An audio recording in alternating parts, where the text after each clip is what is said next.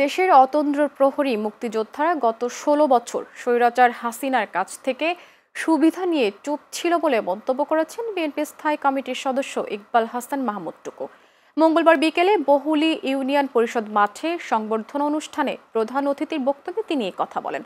তিনি আরো বলেন, একটি দল বাড়ি বাড়ি গিয়ে মা বোনদের কোরআন শরীফ শেখানোর নামে রাজনীতিতে প্রবেশ করানোর ষড়যন্ত্র করছে। বহুলী ইউনিয়ন বিএনপির সাবেক সভাপতি এস.এম. রেজাউর রহমান ফিরোজের সভাপতিত্বে অনুষ্ঠানে বক্তব্য রাখেন সিরাজগঞ্জ জেলা বিএনপির সভাপতি রুমানা মাহমুদ, সাধারণ সম্পাদক সাইদুর রহমান বাচ্চু ও ভিপি অমর কৃষ্ণ দাস সহ অনেকে। তাদের বুকে থাকে মুক্তিযোদ্ধার দেশ, সেখানে লেখা আছে অতন্ত্র। আপনারা ৭১ অতন্ত্র বড়ি ছিলেন, কিন্তু হাসিনার শাসন আমলে আপনারা কেউই পাকিস্তান সেনাবাহিনীর চেয়ে খারাপ কাজ কম করেন নাই। স্বীকার করতে হবে আপনাদেরকে। জিয়াউর রহমানের বীরত্ব নিয়ে যায়, বাংলাদেশের আওয়ামী মুক্তিযোদ্ধার একটা কথা বলে না। কিসের মুক্তিযোদ্ধা?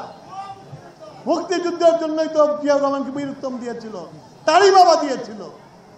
তার বীরত্তম নিয়ে গেছে, আমার দেশের মুক্তিযোদ্ধারা কথা বলে নাই।